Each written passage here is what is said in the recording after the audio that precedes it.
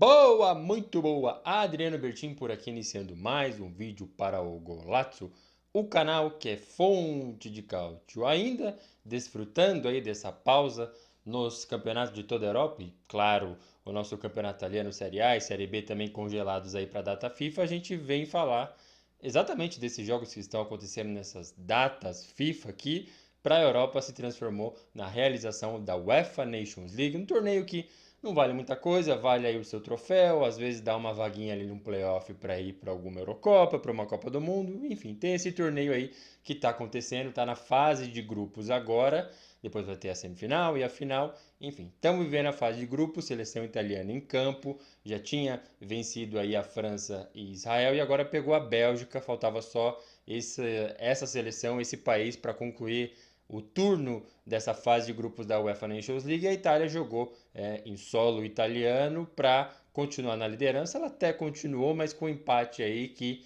deixou alguns elementos. A gente vai tentar analisar aqui, repercutir o que aconteceu nesse jogo Itália 2, Bélgica 2. Tentar dividir essa análise aqui na parte boa e na parte ruim, começando pela parte boa, até na análise da convocação da seleção italiana, a gente tinha feito esse destaque sobre como o setor de ataque tem se tornado um coadjuvante aí, né, para esquadra azzurra, sobretudo a do Spalletti, que realmente não tem valorizado, não tem encontrado aqueles nomes de valor, seja qual for o motivo, realmente o setor ali da frente do futebol da seleção italiana é o menos importante, o menos perigoso, chamemos dessa maneira aí, porque quando comparado com outros ali, o meio-campo, o setor defensivo, tem os zagueiros que jogam no meio e tudo mais, acho que fica realmente em segundo plano.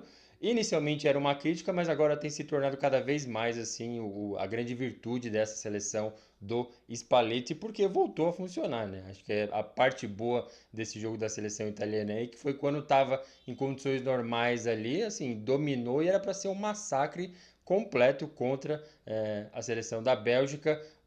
Di Marco cruzando novamente, dando uma assistência que não foi exatamente, né? Teve um desvio ali, mas gol com 1 minuto de jogo e mesmo com essas críticas ao ataque aí o Retegui marcando como já tinha acontecido, né? Acho que a análise que eu faço desse futebol da seleção italiana agora, passada a Eurocopa, e aqui tem que fazer até o reconhecimento de que eu embarquei nessa onda de que nossa, que trabalho ruim do Spalletti, será que dá para confiar nele mesmo? E agora ele dá demonstrações, mesmo nesse jogo aqui, de que com certeza dá, acho que é só questão de esperar um pouco, de ter um pouco de tempo, coisa que a gente não costuma oferecer para treinador no futebol, e eu me incluo ali nesse grupo que faz essa avaliação e tem essa pressa, mas as coisas estão realmente fluindo, acho que é a demonstração novamente, no que estava nas condições normais, 11 contra 11, futebol entre duas seleções jogando ali o UEFA Nations League, a Itália dominou completamente, fez um, fez dois, poderia fazer mais, até que saiu o grande acontecimento da partida, né?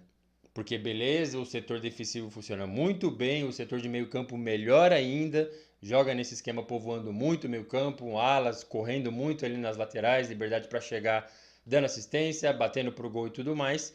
Só que tem uma outra coisa que o Spalletti tem feito, e eu já vou encaixar nessa lista aí de críticas negativas, que talvez justifiquem esse empate, que está bem claro que foi a expulsão do Pellegrini, sim, foi merecida, precisou o VAR ser acionado, porque de primeira ali realmente não pareceu, mas a câmera foi repetindo e repetindo o lance, a gente vê ele cravando ali as travas da chuteira no calcanhar do cara da Bélgica, então não tem muito o que falar, realmente foi um lance para expulsão, e aí transformou o jogo, né? Transformou de uma maneira bem complicada, mas eu queria antes conectar umas outras coisas, assim, os outros elementos, já nessa parte da crítica negativa ao que ficou aí desse 2-2 com a Bélgica. A primeira, acho que a própria convocação em si, acho que as substituições ali que a gente viu acontecendo não surtiram muito efeito, os nomes que foram entrando não mudaram muito, mas acho que deixa isso no segundo plano, que eu gostaria de focar em outras duas coisas. Primeiro, vamos falar da expulsão em si. Por que ela aconteceu? É óbvio que o Pellegrini tem que ser cobrado por isso, e eu acho que ele está sendo de maneira bem exagerada, assim, como se o empate tivesse acontecido só porque ele foi expulso. É óbvio, né? Ele executou ali um carrinho de maneira imprudente, é culpa sua de ter sido expulso, mas acho que tem outras coisas envolvendo esse acontecimento. O que eu estou querendo dizer?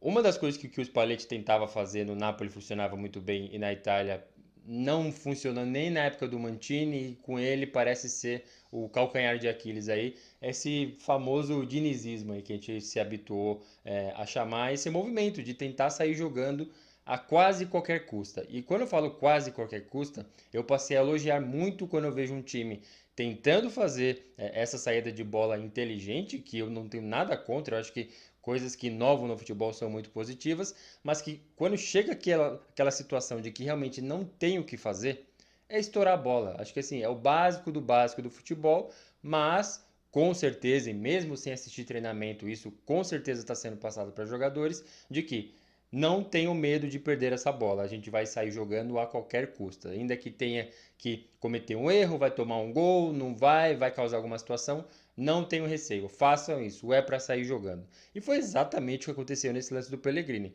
Ele deveria ter resolvido a situação já matando a jogada com um carrinho bem imprudente? É óbvio que não. Mas a jogada nasce de sim uma saída forçada que talvez não esteja bem treinada. E aí que eu acho que está o problema dessa situação.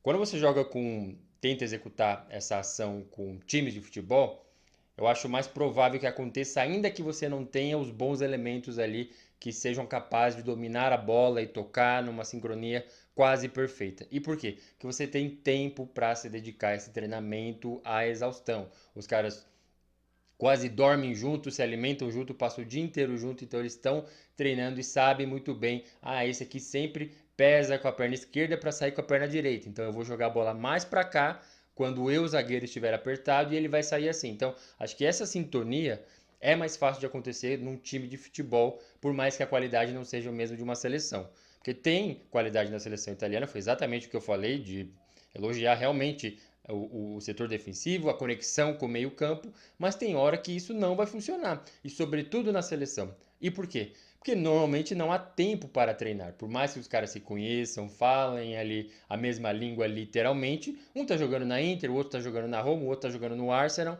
Então assim, para atingir essa sintonia e essa sincronia, eu acho que demanda tempo, coisa que nunca vai ter para uma seleção.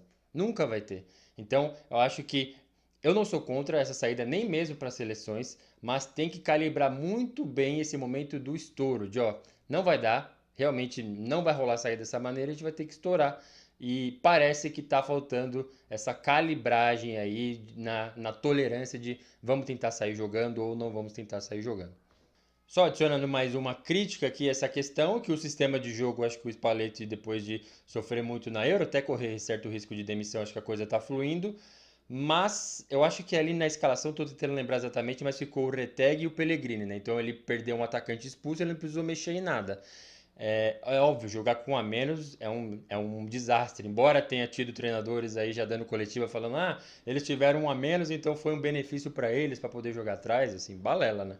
Com certeza não. É pior jogar com um a menos, mas acho que tem maneiras de se jogar com um jogador a menos. E foi exatamente o que a Itália não fez. Eu acho que até na transmissão, assim, assistindo ao jogo, deu para ver que as linhas ali, sabe, todos aqueles três zagueiros, o meio-campo, e ficou só o Retegui tentando é, cercar alguém de maneira, assim, pouquíssimo efetiva. E claro, era praticamente impossível de fazê-lo.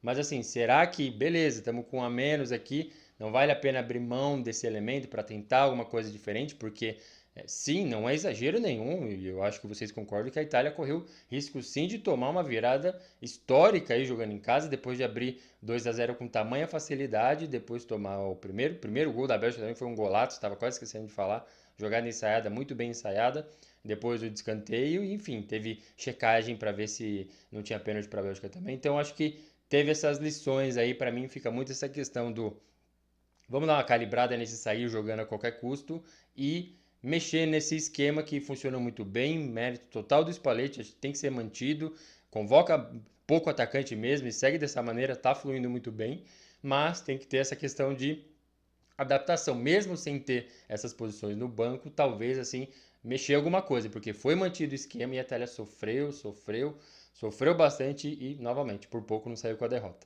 Essa foi a minha visão do jogo aí, Itália 2, Bélgica 2. Eu quero escutar agora a sua visão. O que você achou dessa partida aí? Realmente o Pellegrini foi o grande vilão? Não tivesse sido expulso, as coisas teriam melhorado? Esse esquema do Spalletti está funcionando? Teve algum nome que ele deixou de fora? Faço questão aí de interagir com vocês na sequência, claro. Só se vocês deixarem o like nesse vídeo aqui, já que ficaram até aqui, deixando o comentário também, agradeço bastante, beleza? Vou ficando por aqui, um forte abraço, até a próxima!